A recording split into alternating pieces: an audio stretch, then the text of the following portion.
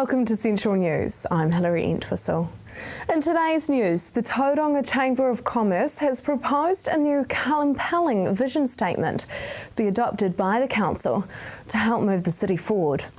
The current vision statement is 2 paragraphs long, and the Chamber claims many thriving cities have short, sharp, catchy statements. Anne Pankhurst, the Chamber's event manager, says the current vision statement does not reflect the future of Tauranga. Because at the moment, like I said, it's dull, it's boring, it's blah blah. It sounds like planner speak, it doesn't sound like people speak. We are about people in this city. You know, the greatest asset this city has is its people and the diversity that we have. Let's hear something that talks to them, that they feel really proud about, that they can just drop that in to the end of their conversation all the time. A high-level action plan to reduce the region's road-related fatalities and serious injury crashes has been adopted by the Waikato Regional Transport Committee.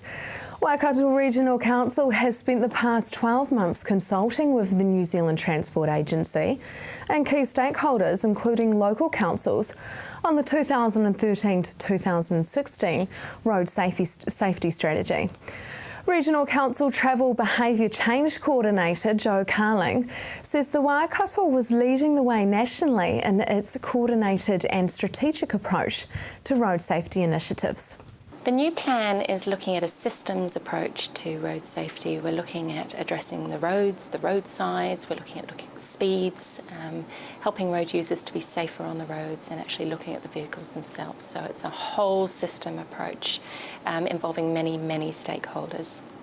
Tauranga City Council is setting a deadline for the future of the cargo shed amongst squabbling between the current leaseholder Creative Tauranga and stallholders.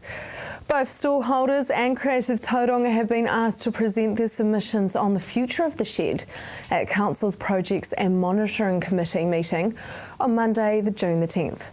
The decision made by Tauranga City Council yesterday follows a request by stallholders to take over the lease directly from the council due to their inability to work with Creative Tauranga.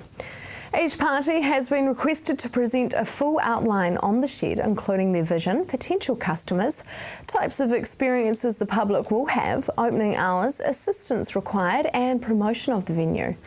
The proposals are required to align with the shed's current purpose, providing a creative arts venue open to the public. The term of the new agreement will be for 12 months period from July 1st, 2013.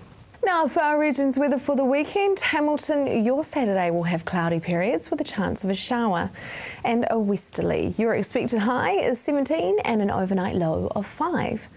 Saturday for you, Tauranga, will have fine spells with westerlies. Your expected high is 18 and an overnight low of 8. Hamilton, your Sunday will have a few showers with the winds tending to northwest. Your expected high is 16 and an overnight low of 4. Sunday for you, Tauranga, will have cloudy spells with a few showers. Your expected high is 16 and an overnight low of 8. Just ahead, how to stay warm this winter for less.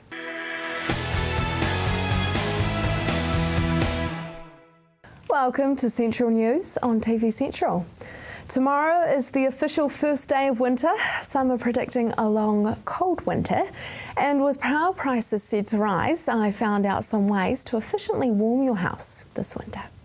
Well, I suppose the best thing to do at the start is take advantage of the government insulation scheme. Most people's insulation is just not up to standard. And it should look like that in your roof. So if it doesn't, that would be the best thing you can ever do. But other than that, it would be close your curtains early, so you're entrapping the heat that you've created during the day. If you don't have curtains, I would suggest that you ring the local curtain bank in Tauranga or Waikato, and they can provide you curtains for free if you fit into a certain criteria.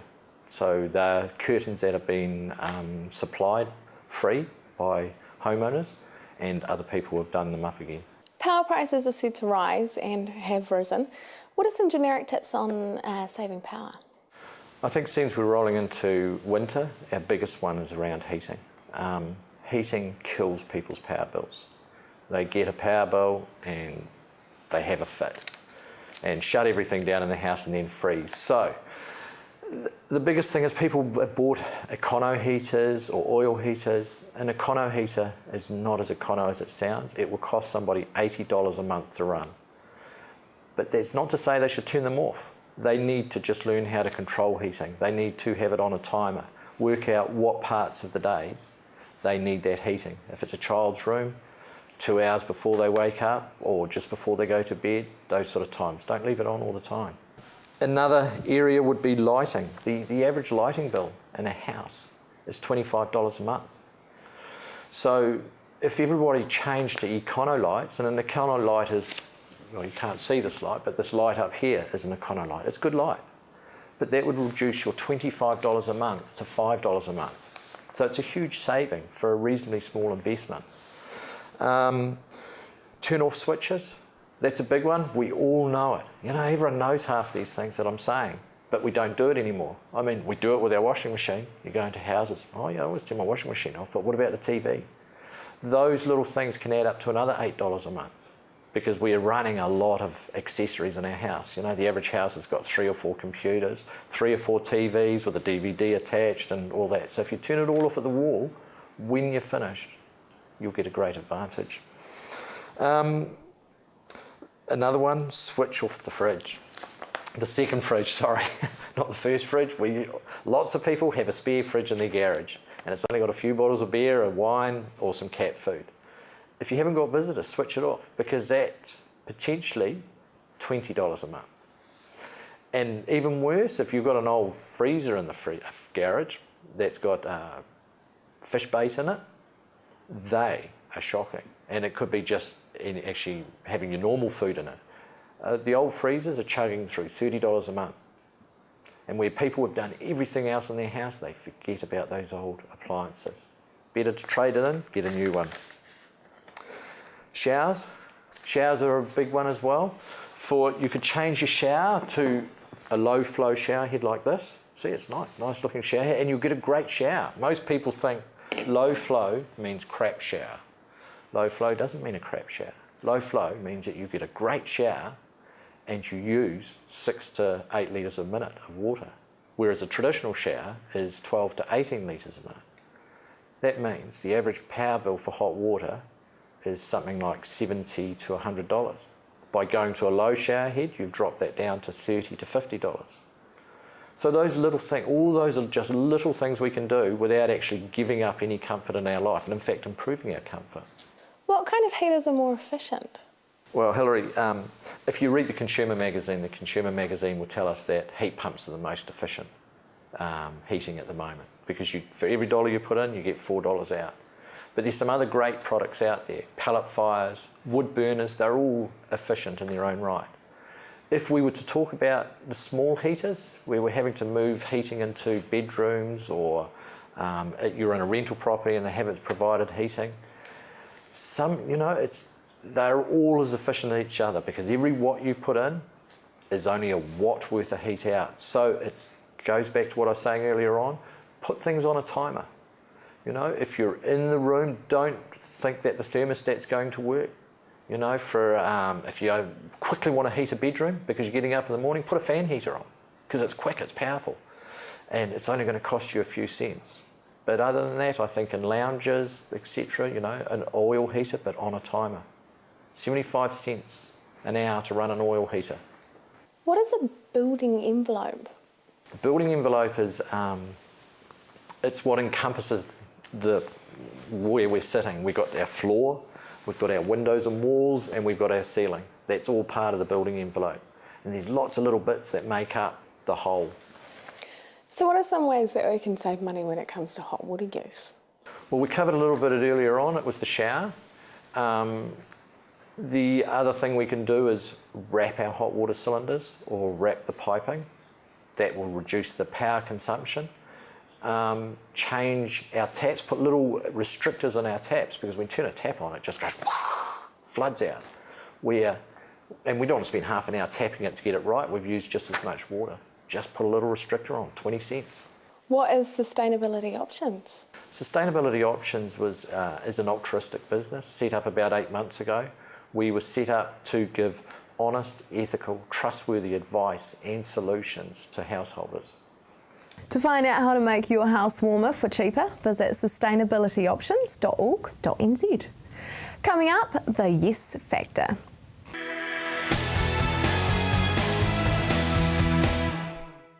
Welcome back. We followed the lead up to the Yes Factor at the beginning of this year. The winners have now been announced, and Amy Forrest caught up with the winning band, the Jokers, to hear of their success. Hi guys, now welcome into the studio. So Ben, tell me, you have just won the Yes Factor competition. So tell us about the process of the auditions. There's 3 places where the auditions were held. We went to the Matamata auditions, and once we played our song, we waited to hear if we got through. Yeah, and then what happened next? Then we heard that we got through, and so we practiced our song that we're going to do for the finals. Awesome. And with the finals, you were announced the winners. So Regan, tell me, how did it feel to be announced the winner of the Yes Factor? Oh, I was pretty thrilled actually how we were announced that we're the winners, because there were quite some top level stuff out there, guys out there and that. But yeah, I was pretty stoked that we won it, yeah. Awesome. How many other people were you competing against? Oh, I think there's about 10 other acts as well, so yeah. So you did really well. So Regan, can you tell me a little bit about your band? Oh, in 2009 at Matamata Primary, we got a band. One of the teachers started a band, and so we started there and then went to intermediate, and we started outside of school so we could get some more public gigs and get some more songs learnt, and so that's how we kind of got there now, yeah. Yeah, so it started just the 2 of you, didn't it? And then how did it expand? Oh, there's me and Ben have been the original members through the bands the whole way. So there in Minty Pop School there were 9 people, and then we went to the Soldiers of the Rock, which is at intermediate, and then that was 7 people I think, and then then the next year we started the Jokers, and me and Ben had just been the original members the whole way through. Yeah, and who are the other 2 members in the band? Amy Terry and Ben Wood. Cool. And what instruments do you guys play? I play lead guitar. Yep. And I play bass guitar. And the other 2? Amy Terry plays drums, and Ben Wood sings and plays rhythm guitar. So. Awesome. So heading back to the competition, what did you enjoy most about it? The fun of it. Yeah. Competing with top level people and having fun at the same time. And Ben, the organisation, how was that? Yeah, it was good. We'd like to thank Leith Vickers and her team at Yes for organising such a good event. Yeah, it sounds like it was so much fun. So what sort of genre do you play, and what was your winning song, Ben? We play a variety of genres. We prefer sort of rock and stuff, sort of the music that parents listen to because we were brought up on that. And the song we played was Roadhouse Blues by The Doors. Awesome. And what was the prize won? $500 check, and we split that out to make $125 each. Cool, so it was a good prize. And I hear that you're in a bit of demand for gigs around the area, so whereabouts do you play? Anywhere. We usually play pubs or private events. Yeah. Awesome. Like 21sts and 40ths and 50ths and birthdays and stuff. Social parties and that, yeah. Oh, cool. So very busy. And you're only 14 as well, is that right? Yeah. Yeah, 14 years old and already doing so well. So, Regan, where do you hope that this might lead to? Oh, for now we're just doing it for the fun, but when we're a bit older, hopefully take it a bit more serious and hopefully get more known around New Zealand and that. Yeah. I hope, yeah. Oh, awesome. Writing our own songs and, yeah. And now, a life of a musician can be quite tough as well. So have you faced any challenges yet in your... Oh, not yet, nah. No? Just, yeah, if we do, we just make fun of it and carry on. Yeah. Yeah. Oh, awesome. That's a good attitude to have. And so, Ben, Music Month has also been celebrated over May this month. So what does Music Month mean to you guys? This year, Music Month's not really a big thing for us, but in the years to come, we hoping to write songs. So then we want to get our songs heard and stuff. So Music Month will mean a lot more. Yeah, in a few years to come. And who would you say inspires you? Oh, for me it's Dave Grohl, like frontman of Foo Fighters, because he was a drummer of Nirvana and he plays all sorts of instruments, and that's what I'd like to do when I'm older. And he's quite well known for all the different instruments he plays. So. Awesome. And Ben? Led Zeppelin's a big inspiration for me, because their stage presence and just the style of music they play and how good they are, their talent. I quite like their bass guitar and how they come up with all their tunes and stuff. Yeah, awesome. So you've got some big bands to look up to. Now, if anyone out there is wanting to book you guys for a gig, how can they do so? Call 027 412 7062. Yeah. Wonderful. Well, congratulations for the big win of Youth Factor, and thank you very much for coming in today. Yeah, thanks for that. Just ahead, roller derby.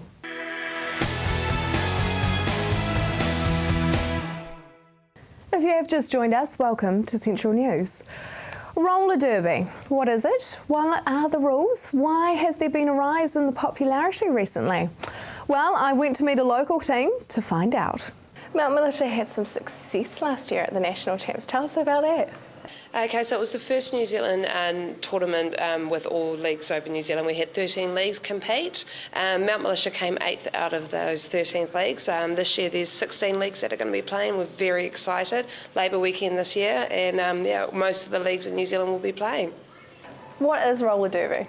Well, roller derby is, I suppose, traditionally a women's sport. It's on roller skates, and basically it's two teams racing around a track, kind of knocking each other out of the way, trying to score points. There's a lot of strategy involved in it, so it's not just hitting people for the sake of hitting people, but yeah, it's definitely a full contact on roller skate sport. So are there any rules? Well, the rules are reasonably complicated. The rule book's about that thick. And there's a lot of study involved in it. But at the same token, the basic rules of roller derby is you have two teams on the track with people in the front called blockers and your point scorers at the back with stars on the side of their helmets called jammers. These are the ones that score points. So what you have is your blockers wanting to let their jammer through and block out, obviously, the other person's jammer. At the same time, the other team's doing the same. So basically, you've got offence and defence working simultaneously, which is kind of unique to a sport. Why has it become so popular recently? I think there's probably, when it first started, probably about 5 years ago, probably more from the movie Whippet, which probably most of us probably wouldn't want to admit now. I think it's because it's quite a strength for women. Anybody can play the sport. It doesn't matter what you do for a job, what your sport history is or anything. You come along, you learn the basics, and anyone can play. And I think the community, the support that women get from it, and it being family friendly, so women can step out of the home and stop being the mum and the wife, and they can actually be themselves.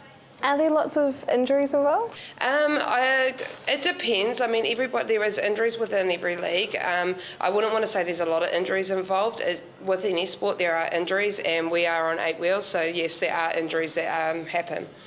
Besides being able to stay upright on a pair of skates, is there much skill involved? Yeah, there is a lot of skill. There's a lot of training that goes involved in, I suppose. One of the things that we work quite hard on is cardio, so we're always trying to get a cardio up, a stamina, because you're on the track for 2-minute jams.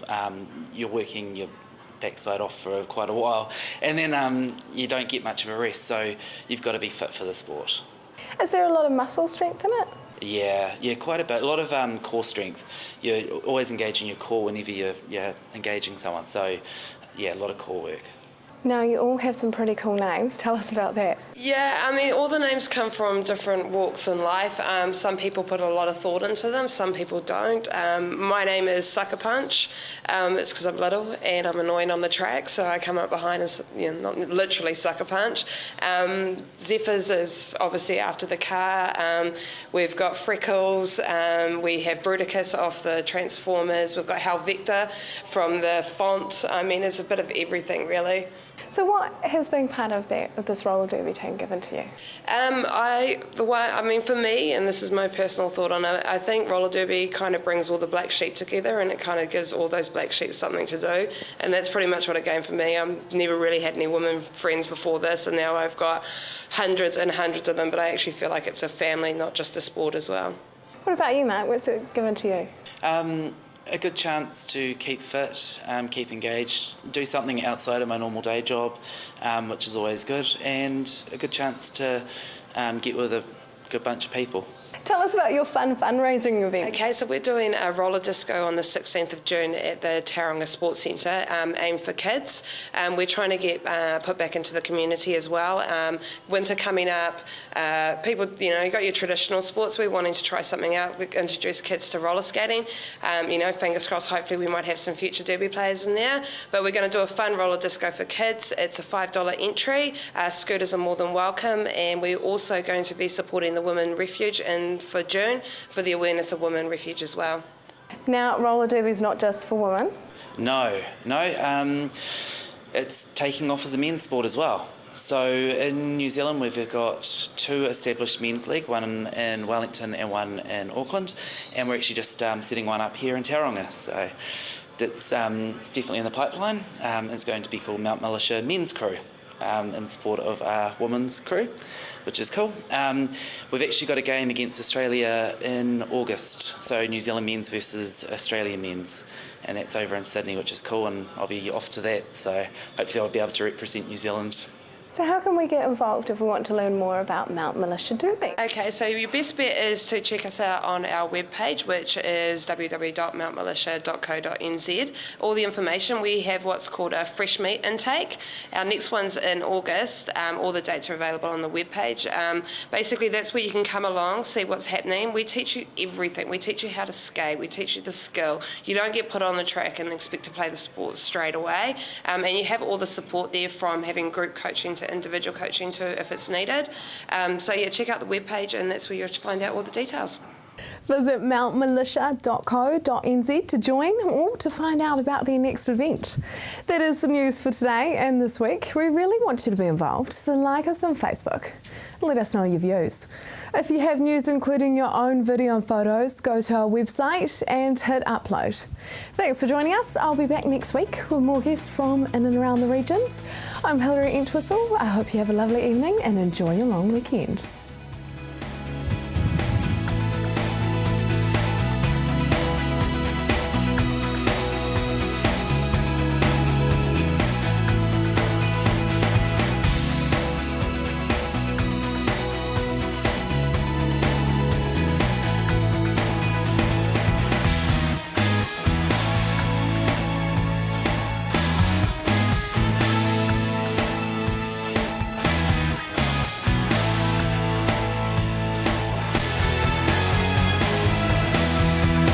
This has been an Alpha Media production, a division of Television Media Group.